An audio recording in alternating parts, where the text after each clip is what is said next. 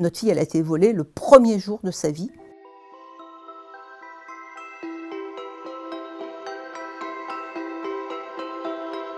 J'avais envie d'avoir un troisième enfant, mais malheureusement, j'avais été très très malade et c'était plus possible d'envisager une grossesse.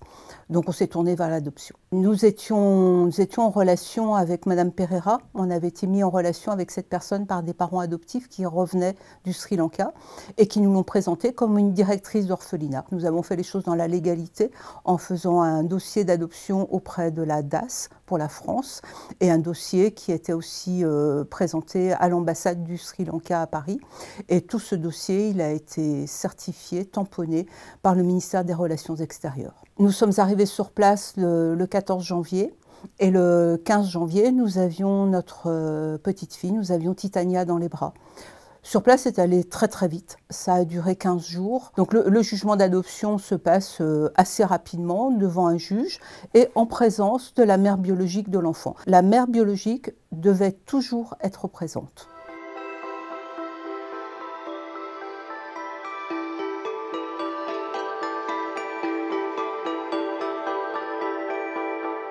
On prend contact avec un ami que l'on a au Sri Lanka qui s'appelle Soudat et on lui envoie le dossier de Titania. Soudat va aller sur place faire du repérage et très rapidement, Soudat me téléphone et me dit « Écoute Véro, je suis à l'adresse, une adresse qui est notée sur le dossier et c'est un baby business. » Voilà. Et ben là, le monde s'effondre.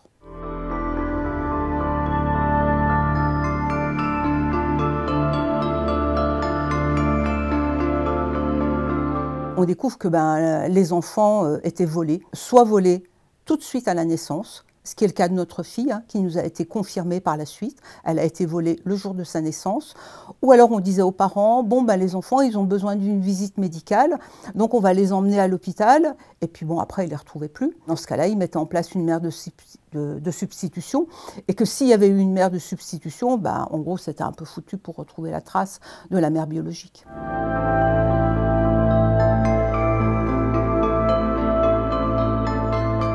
Ça concernait pour la France 1500 adoptions dans les années 80 et 11 000 pour l'Europe.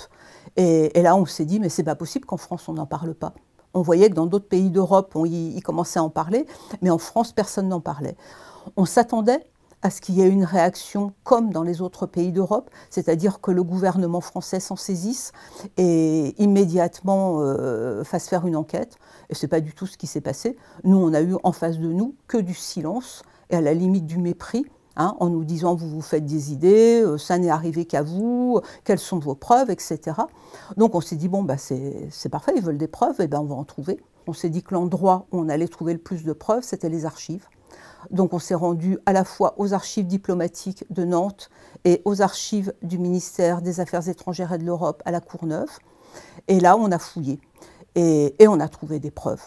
On a trouvé notamment la lettre de l'ambassadeur en place en 1983 au Sri Lanka qui écrit au ministre des Affaires étrangères à Paris en lui disant « mais moi, ce que je vois se dérouler sous mes yeux, toutes ces adoptions que je vois, eh bien, c'est un possible, probable trafic d'enfants. » Donc il écrit ça en 83 et nous, on réalise que nous avons fait notre dossier d'adoption en 84, qu'on a adopté notre enfant en 85, et on se dit, mais alors, mais ils savaient, et ils nous ont laissé partir.